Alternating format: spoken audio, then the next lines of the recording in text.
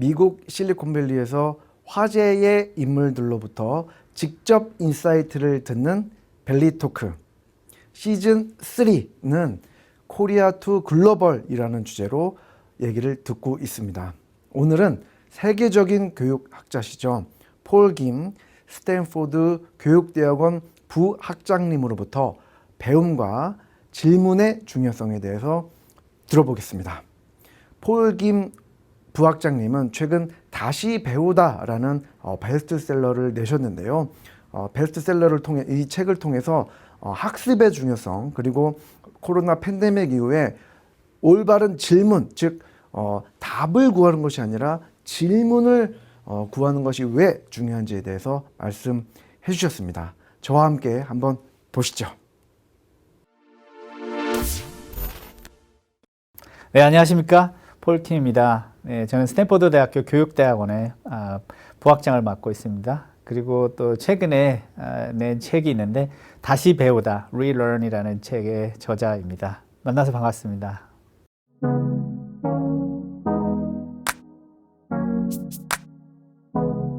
다시 배운다라는 건 그렇게 쉬운 일이 아니에요. 그냥 계속 새로운 것을 배워나간다라는 것은 이해하기가 쉽지만 unlearn, 어떤 것 배운 것을 다시 내려놓는다라는 것도 상당히 이해하기 힘든 컨셉이고 또 다시 배운다라는 것도 상당히 이해하기 힘든 컨셉인데 버린다는 것은 제가 해석한 바에 의하면 지금까지 가지고 있었던 그런 고정관념, 기존의 그런 어떤 전통적인 이해, 선입견, 편견, 또 내가 뭔가를 배웠다, 내가 어느 위치에 있다라는 그런 체면, 이런 것들을 싹 버리고 내려놔야 된다. 그게 쉽지 않거든요, 사실.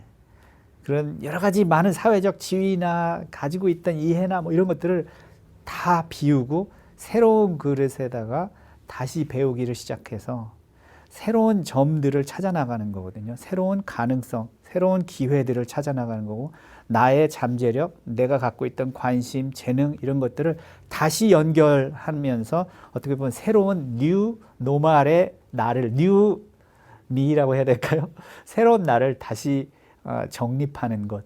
그 과정이 이제 다시 배우다라고 생각이 들어서 이 책의 제목이 그게 가장 적합하다라는 생각을 했습니다. 지금 이 팬데믹 기간을 지나면서 사람들이 올드 노멀로 돌아가려고 하는 사람도 있고 또 뉴 노멀로 가고자 하는 사람도 있는데 뉴 노멀은 그냥 그대로 오는 것이 아니라 뉴 미를 만들어야 뉴 노멀이 온다라는 저는 생각을 하거든요. 그래서 과거의 그런 모든 생각들을 버리고 체면을 버리고 새로운 그릇에서 다시 모든 것을 이해관계를 다시 재정립해 가지고 새로운 나를 발견하는, 그래서 이제 뉴 노멀에서 어떻게 나의 최대한 그 역량을 발휘할 수 있는 상황을 만들자 해서 그 Relearn, 다시 배우다라고 책을 이름을 지으게 되었습니다.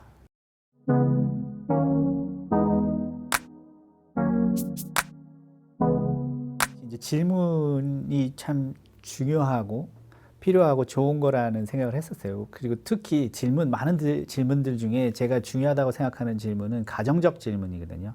만약에, 혹시, 이렇다면, 이런 가정적 질문들이 저에게는 상당히 도움이 많이 되었던 것 같고요. 그래서 제가 하는 그 교육 프로젝트들 중에도 이제 스마일이라는 프로젝트가 있는데, 이제 질문형 학습법이라는 거거든요. 그러니까 학생들에게 그 상위의 질문들을 잘 할 수 있도록 가르치는 그런 학습법입니다. 그래서 그 질문들을 통해서 단계적으로 자기 발전을 이루어 나가는 거죠. 내가 처음부터 미국에 가서 스탠포드에서 일할 거야. 거기서 창업을 도와주고 학생들을 가르치고 이런 걸 할 거라고 생각을 할 수가 없었던 이유가 제가 초중고를 한국에서 나왔고 초중고 때 그 성적이 숨이 양가하면 양가해서 하위 1%였단 말이에요. 그런 학생이 갑자기 미국에 가서 한다, 이게 말이 안 되잖아요. 하지만 제가 그때 항상 생각했던 것이 만약에 작은 질문부터 시작하는 거죠. 아주 작은 단계의 질문. 내가 만약에 미국에 가면 어떨까? 미국에 가면 뭔가 할 수 있지 않을까라는 생각을 하게 됐고, 그런데 또 거기서 또 필요한 그 다음 단계 질문은 그렇다면 영어를 잘해야 되는데 그럼 영어를 내가 잘할 수 있게 된다면 이라는 질문을 하게 됐고 또 그 안에도 세부 질문들이 상당히 많이 있었습니다. 어떻게 내가 영어를 잘 배울 수 있을까? 빨리 배울 수 있을까? 뭐 이런 여러 가지 고민들을 하면서 항상 그 질문들을 꼼꼼하게 아주 생각했던 것 같아요. 그래서 이 질문이라는 것은 어떤 황당한 질문일수록 좋고 또 단계적일수록 좋고 가정적인 질문일수록 좋다. 그래서 항상 제가 이제 부모님들한테 말씀드리는 게 아이들이 질문 많은 아이들을 너무너무 사랑해 주시라. 질문을 계속하게 하고 황당한 질문들을 계속 할 수 있도록 그런 환경을 만들어 주라고 제가 많이 말씀을 드리고 있거든요. 저에게도 그런 적용을 통해서 작은 단계적 질문들을 통해서 제가 하나씩 이루었던 것 같아요.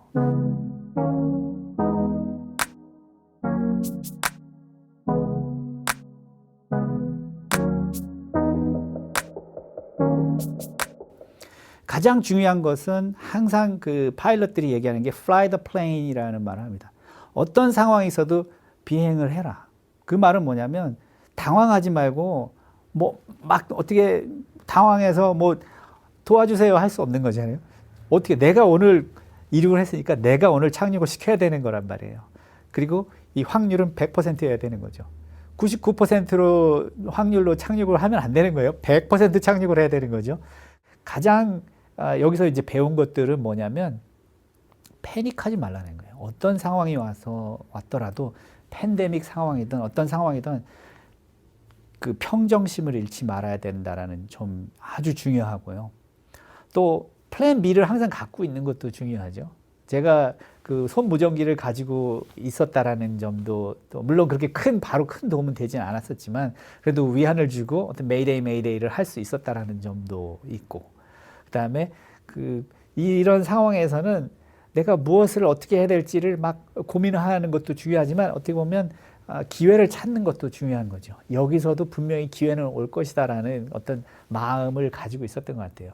마침 그러다 보니까 멀리 가는 비행기가 보인 거죠. 아주 점 같은 그런 사실 하늘에서 이게 보면 점이거든요. 아주 작은 점인데 그걸 발견하고 저걸 따라가야겠다라고 생각했던 것도 있고 근데 항상 이런 위기는 가장 내가 생각하지 않을 때 온다는 거죠.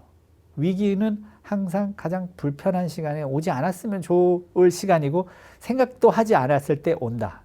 그게 그렇기 때문에 위기인 거죠. 그래서 항상 이런 어떤 플랜 B를 갖고 있어야 된다. 그다음에 항상 최대한의 준비를 하고 있어라. 그다음에 항상 평정심을 잃지 않고 fly the plane이라고 합니다. 그래서 지금 팬데믹 때문에 많은 그 여러 가지 혼란 상황도 있고 지금 어떻게 가야 될지 어떻게 해야 될지를 모르는 그런 상황일지라도 평정심을 절대로 잃지 말아라. 그래서 그때 패닉해가지고 막 이렇게 뭔가를 건드리고 뭐 하면 더 큰 문제를 위기를 더 큰 위기로 만들 수 있기 때문에 항상 그 평정심을 잃지 말라라는 그런 어떤 교훈을 제가 또 스스로 배우게 된 그런 계기가 있었습니다.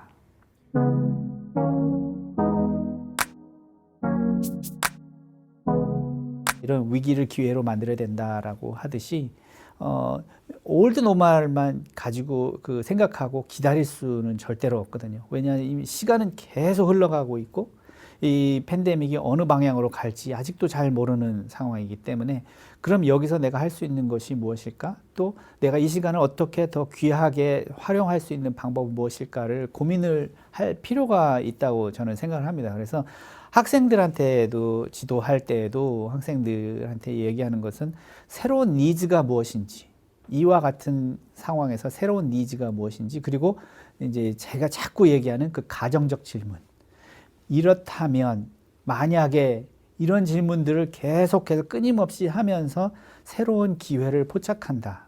이런 생각을 계속 합니다.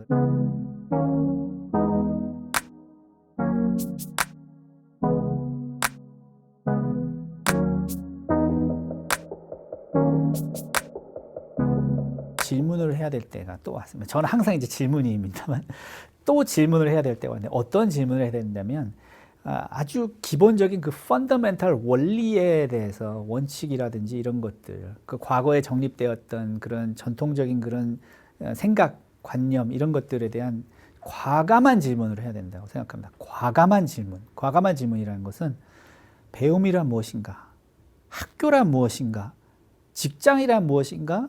삶이란 무엇인가? 과연 행복이라는 게 과연 무엇인가? 이런 거에 대한 기본적인 그런 개념들을 과감하게 질문을 해야 될 때라고 저는 생각합니다. 과연 학교가 제대로 지금까지 운영이 제대로 채 안 된 상황이잖아요. 뭐 하이브리드를 한다, 온라인을 한다, 오프라인 한다, 대면 수업, 비대면 뭐 왔다 갔다 막 정신이 없었잖아요. 그럼 학교 뉴노멀에 있는 학교는 무엇일까? 만약에 이런 팬데믹 상황이 계속 이루어진다면 또 다른 팬데믹이 안 오라는 보장이 없지 않습니까? 그만큼 우리는 나약한 존재인 거죠. 그렇기 때문에 이런 학교, 또 삶이라는 게 무엇일까? 뭐 직장이라는 게 뭘까? 원격 근무, 재택 근무, 뭐 여러 가지 이런 것들이 있었지 않습니까? 그래서 어떻게 보면 팬데믹이 우리에게 그런 완전히 기본적인 그런 개념들을 과감하게 질문하게 하는 어떤 트리거가 되지 않았나. 그래서 과감하게 질문을 해서 과연 그 답이 무엇인가를 찾아내야 되지 않을까라는 생각을 합니다. 그래서 어떤 교육계에 있는 분들께서는 학습이 무엇일까? 과연 배운다는 게 무엇일까? 어떤 학교의 역할은 무엇일까? 대학교의 역할은 무엇일까? 이런 것들에 대한 과감한 질문을 해야 되고 또 답을 찾아내야 된다는 것이고요. 또 이런 뭐 기업과 HR 뭐 이런 데 있는 분들께서는 근무한다는 게 과연 무엇일까? 그다음에 협업은 무엇일까? 뭐 프로젝트를 어떻게 진행하는 그게 무슨 말일까? 이런 것들 모든 그 전통적인 그 개념들을 과감하게 지우고 새로 질문을 해서 다시 재정립을 해야 될 시기라고 저는 생각합니다. 그래서 그 과감한 질문을 통해서 새로 정립된 것들이 뉴노멀을 만들 것이다. 예, 그 과정이 지금 아주 절실히 필요한 그런 시기라고 저는 생각을 하고 있습니다.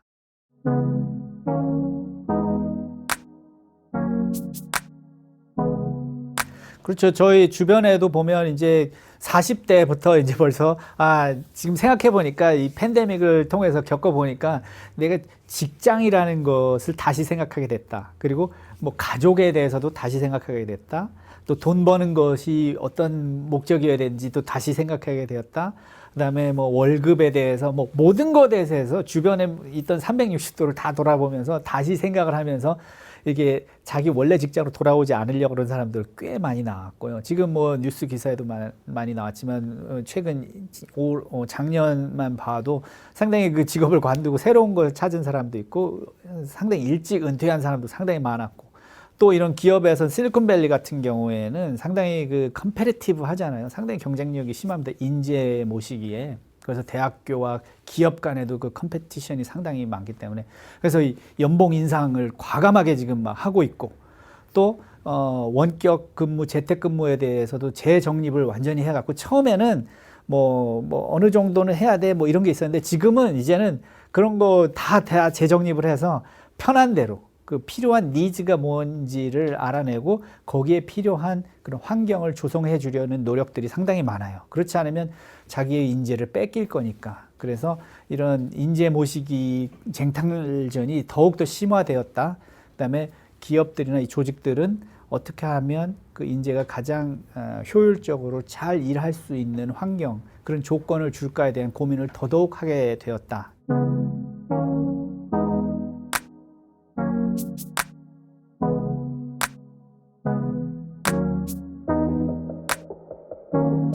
네, 그렇죠. 지금 제 주위를 봐도 전에는 이제 혁신이잖아요. 여기 실리콘밸리가 혁신의 메카라서 여기 와서 일을 하고 혁신에 어떤 참여를 하고 거기에 어떤 일부분이 된다는 거에 어떤 익사이먼트를 가지고 이제 왔었는데 이 팬데믹 기간을 지나면서 아무리 돈을 많이 주고 혁신이 좋고 해도 과연 나에게 또 내 가족에게 무슨 어떤 변화를 줬는가? 정말 내 인생이 행복한가?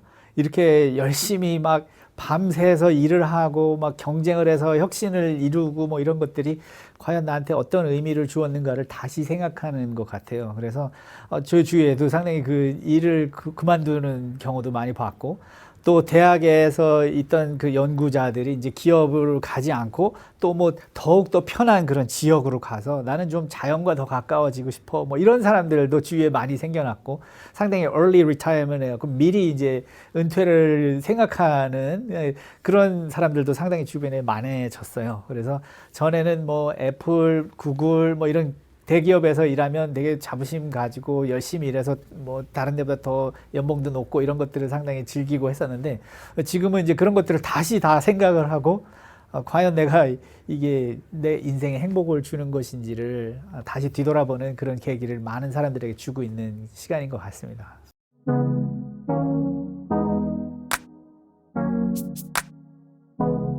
대학도 상당히 변화를 가지고 있고 또 이 대학의 변화는 또 기업의 변화와 또 동시에 같이 이루어지고 있어서 실리콘밸리 전체가 그 새로운 니즈가 무엇인지 또 플렉서빌리티란 무엇인지 하이브리드란 무엇인지에 대해서 다시 이제 생각을 하면서 전에는 조직 중심에서 어떻게 보면 이제는 그 교수나 연구자 또 인재 중심으로 바뀌어가고 있다고 저는 볼 수 있는 것 같습니다.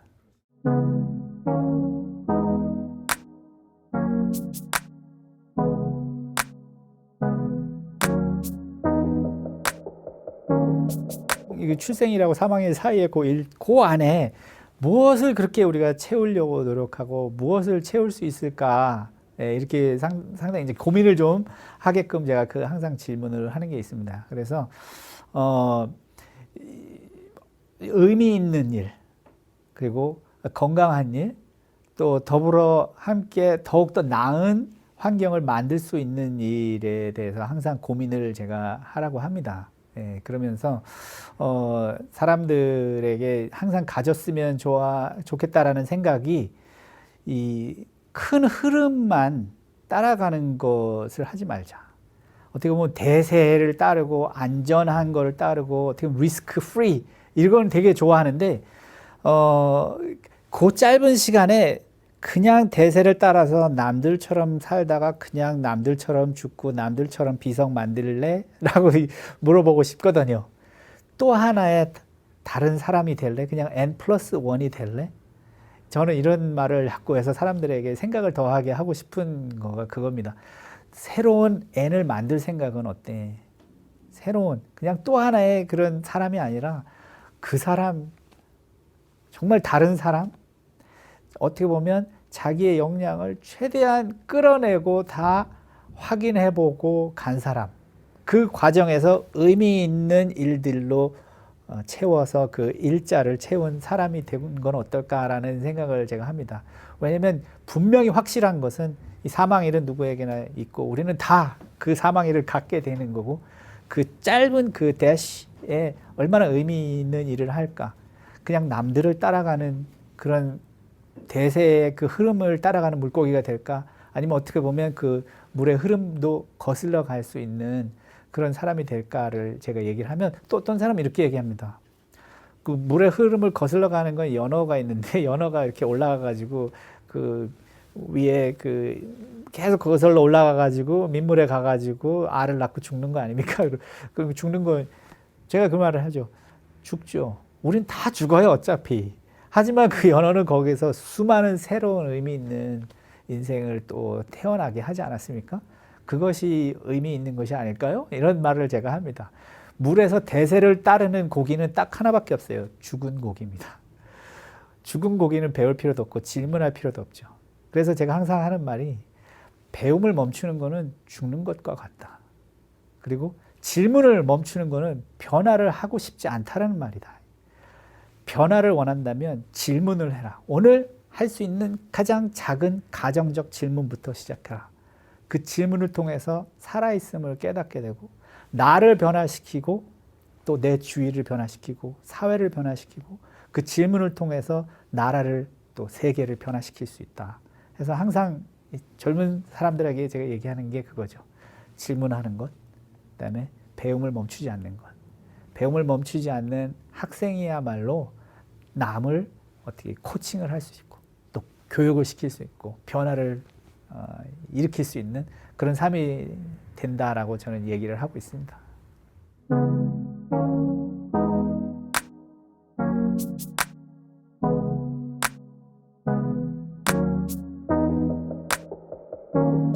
실리콘밸리에서도 항상 가졌던 그런 전통적인 질문을 하는 직원과 완전히 그 틀을 깨는 새로운 질문을 하는 직원들을 봤을 때, 저 같은 경우에 팀원들을 봤을 때 항상 이 생각을 깨는 어떤 차원을 깨는 우리가 생각해보지 못했던 그런 가정적 질문. 미래에 만약에 전기차가 모든 사람들이 전기차를 몰게 되면 또 다른 어떤 그런 인프라에 영향을 미칠까? 뭐 이런 질문. 이렇게 만약에 이런 것이 대세가 되었다면 어떤 새로운 니즈가 필요할까? 뭐 이런 질문들, 전혀 생각하지 못했던 이런 질문들을 자꾸 하게 되면 거기서 혁신이 일어난다는 거죠. 거기서 혁신을 찾을 수 있다는 거죠. 그래서 질문은 변화를 가져오고 혁신을 가져온다. 그렇지만 그런 질문들이 그냥 뭐 아주 뭐 어떻게 정립돼서 갑자기 나오는 게 아니라 디자인하고 마찬가지입니다. 디자인 띵킹에서도 그렇잖아요. 디자인은 제가 디자인 그 교수하고 디스크렛 교수하고 점심 먹으면서 얘기했는데 그 디자인 교수가 하는 말이 그 제가 물어봤어요. 디자인을 그러면 뭐 어떻게 더 좋은 디자인인지 알 수 있는지, 누가 저 프로젝트 한 그룹하고 이 프로젝트 한 그룹하고 뭐 디자인을 누가 더 잘했다고 상을 줄 건지 아니면 점수를 줄 건지 이렇게 얘기했더니 우리는 디자인을 양으로 따져. 그래서 그건 또 무슨 말이니까 디자인 스케치한 게 얼만큼 많이 있느냐에 따라서 그 안에 디자인이 분명히 있지 디자인 조금 한 거 가지고는 절대로 좋은 디자인이 나올 수 없다라는 그 말을 교수가 하더라고요. 그래서 디자인도 양으로 하는구나. 결국은 질문도 그런 것 같아요. 질문도 양으로 하면 좋을 것 같아요. 항상 질문을 하고 어렸을 때부터 많은 질문을 했던 사람이 더욱더 창의적인 질문, 새로운 질문, 틀을 깨는 질문을 할 수 있는 거지. 어쩌다가 한번 하는 그런 어떤 단답식 질문.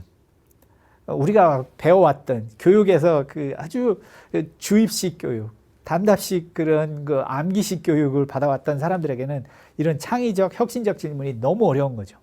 그래서 우리나라 교육도 바뀌어야 된다고 저는 생각하고요. 그래서 가정적, 창의적 질문을 많이 할 수 있는 환경.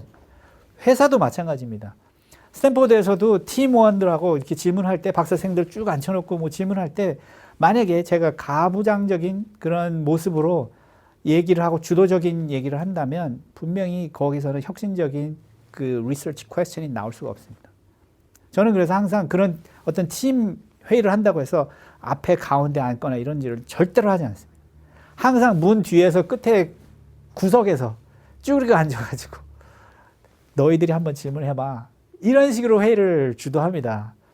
왜냐하면 제가 그 가장 자리에 앉아서 어떤 주도적인 역할을 하는 사람으로 있게 된다면 그 분명히 그 질문들, 나오는 질문들이 혁신적인 질문들이 나올 수가 없습니다.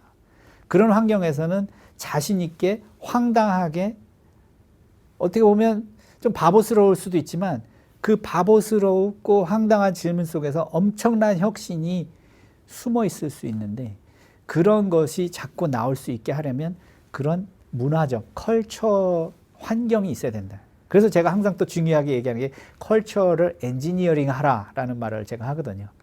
그런 환경을 조성하기 위해서는 그 어떤 주도자가 되는 사람이면 그 가운데에 서지 말아라.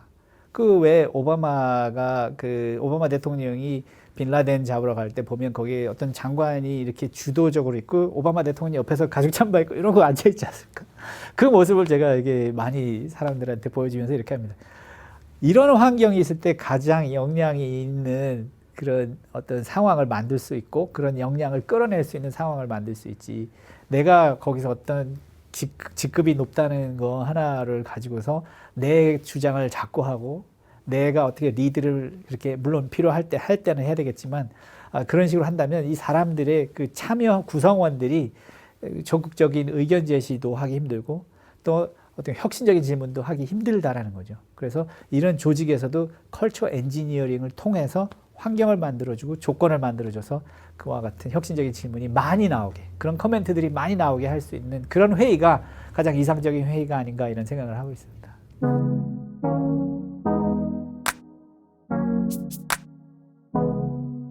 네, 그 질문의 중요성에 대해서는 어떻게 보면 21세기 역량 중에 하나라고 저는 생각합니다. 그 좋은 질문을 할 수 있는 역량. 왜냐하면 인공지능 시대가 이제 분명히 우리가 좋아하든 싫어하든 혐오하든 인공지능 시대는 지금 와 있습니다. 그리고 점점점 인공지능의 활용은 우리 일상에 있어서 더욱더 깊이 스며들게 될 겁니다. 인공지능이 할 수 있는 것들은 답을 하는 것들이죠. 지금 뭐 구글에 찾아도 뭐 웬만한 거 다 나오지 않습니까? 엄청난 것들이 많이 나옵니다. 하지만 구글이 우리에게 질문을 줄 수는 없습니다. 이게 바로 우리가 할 수 있는 혁신적인 거죠. 질문.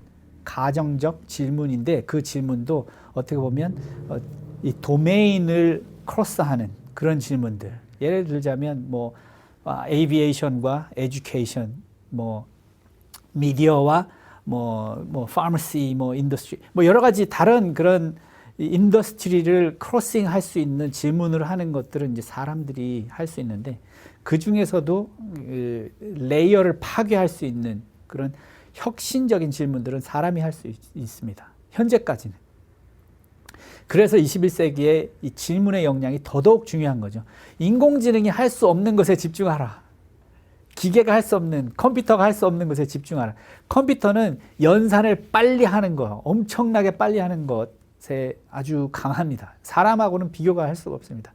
하지만 창의적 질문, 그러면 혁신을 가져올 수 있는 황당한 질문들은 사람이 더 적합한 것이고, 그래서 제가 질문의 중요성에서 더더욱 얘기하는 겁니다. 이 구글 서치에서 할 수 없는 것들, 그런 것들에 집중하는 것이 어떻게 보면 새로운 창직을 하는 하나의 길이 아닐까 이런 생각을 합니다.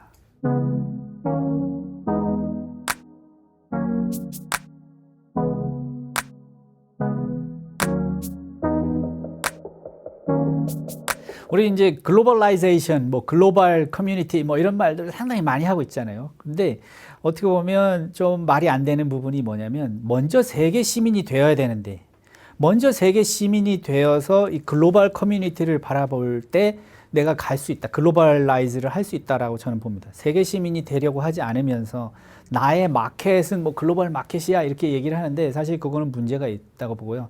그래서 어렸을 때부터 사실 세계 시민 교육이 중요하다고 저는 생각합니다. 사실 저도 한국에서 태어나서 미국에서 저 반 이상의 그 인생을 살아왔는데 세계 시민이라는 생각을 합니다. 그 뜻은 뭐냐면 한국에 있는 학생들이나 한국에 있는 사람들이나 미국에 있는 사람들이나 시리아에 있는 사람들이나 저 인도 오지에 있는 사람들이나 이티오피아, 탄자니아 시골에 있는 사람이나 저한테는 똑같은 사람이고 형제이며 자매이며 가족이라고 저는 생각을 하고 있습니다.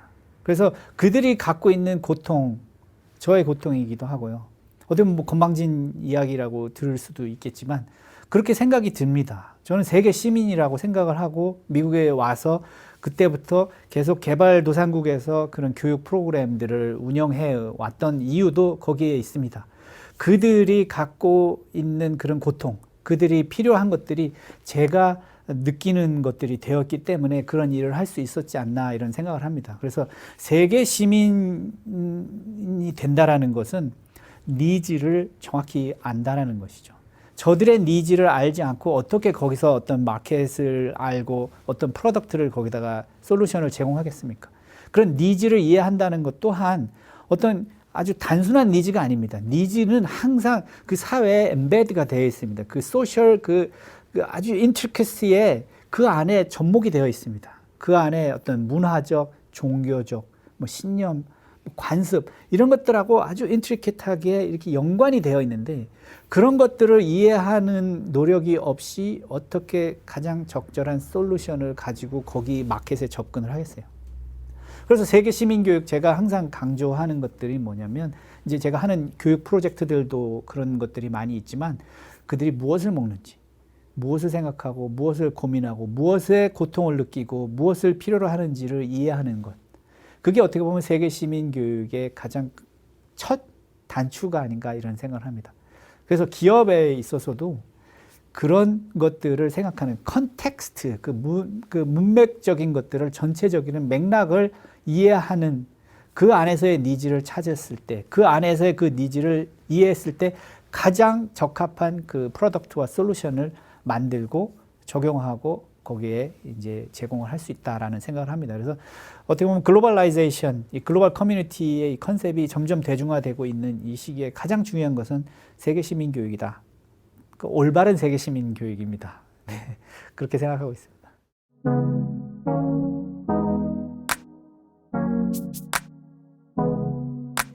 제가 볼 때는 미국이 성공한 이유는 이 다양성에 대한 존중이 있었기 때문이 아니었나.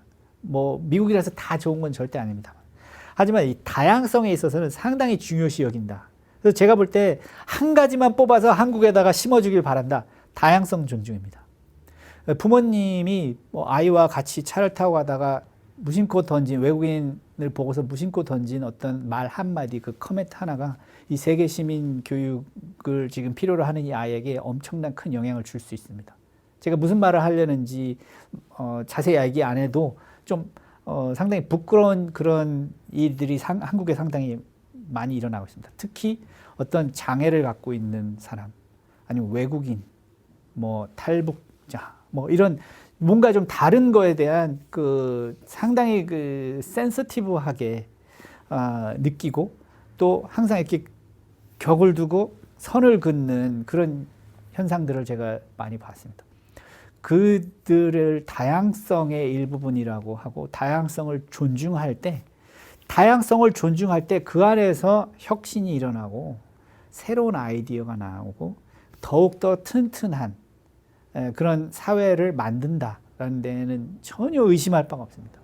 미국에서 이 H1B를 주면서 전 세계에서 유능한 인재들을 끌어모으고 그 사람들이 실리콘밸리를 움직이고 하는 이 상황을 봤을 때 대한민국도 좀 더 포용적인 그 다양성에 대한 존중을 더욱더 강조하는 그런 교육도 있고 문화도 있고 그러면 좋겠다라는 생각을 저는 하고 있습니다.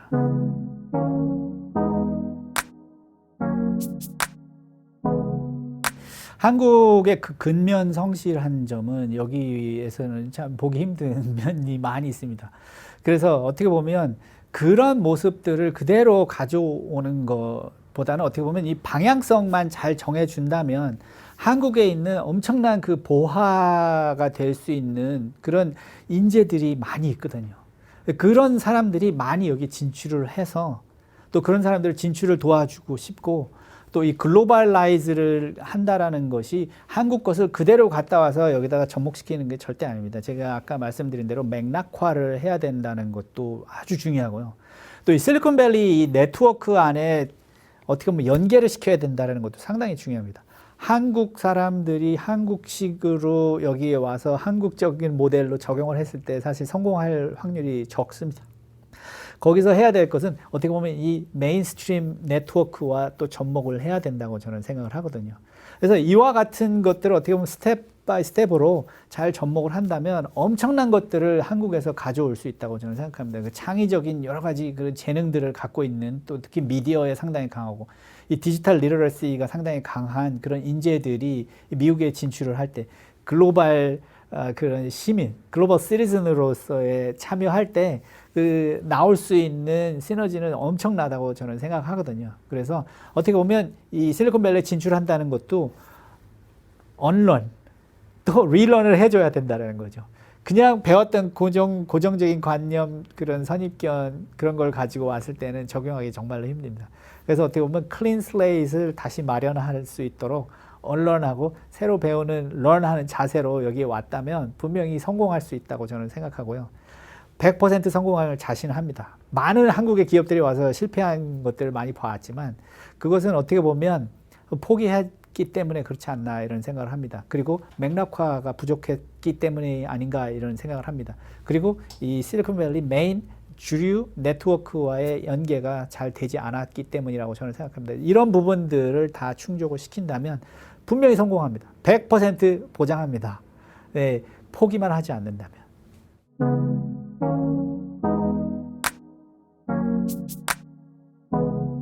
잘 죽는다라는 것에 대해서 저는 많은 고민을 했었거든요. 그리고 언젠가는 단계별로 인생을 살 때 단계별로 정리할 필요가 있다. 뭐 10년마다 뭐 20년마다 뭐 이렇게 정리할 필요가 있다라는 생각을 해서 그래서 이제 파일럿 20년 스탠포드에서 20년 재직한 그 시점에서 많은 걸 정리했고 또 이제 파일럿 자격증을 취득해서 이제 부시 파일럿으로 이런 오지의 비행기를 타고 가서 많은 자주 이렇게 활동을 할 수 있도록 이렇게 하는 여건도 마련하고 있는 상황이고 또 그런 네트워크를 또 이렇게 넓혀가고 있는 그런 상황인데 저는 그런 일을 하다가 죽으면 잘 죽는 거라고 저는 생각합니다. 왜냐하면 어떤 기회를 주기 위해서 노력을 했고 왜냐하면 그런 어떤 기회가 없는 지역에 그런 오지에 사각지대에 어떤 소외된 지역에 있는 어떤 학생에게 또 그런 아이들에게 새로운 어떤 기회를 줄 수 있는 그런 역할을 조금이나마 했다. 그의 아이들에게 어떤 동기유발을 했고 자기가 모르는 어떤 역량을 발견하게 했다. 이렇게 해서 저는 상당히 보람된 일이고 의미 있는 일이라고 생각합니다. 또 앞서서 말씀드렸듯이 저는 세계 시민이라고 생각하기 때문에 뭐 아프리카에 있던 아이들이든 뭐 인도에 있는 아이들이든 뭐 여기 뭐 과테말라에 있는 아이들이든 다 제 아이들처럼 생각이 들고 형제 자매라고 생각이 들기 때문에 그 사람들의 고통과 그 사람들이 가지지 못한 하나가 저한테도 어떻게 보면 부담이 스럽기 때문에 그런 것들을 도와주고 그래서 기회를 제공하는 일을 하다가 죽으면 행복하겠다라는 생각을 하고 있습니다.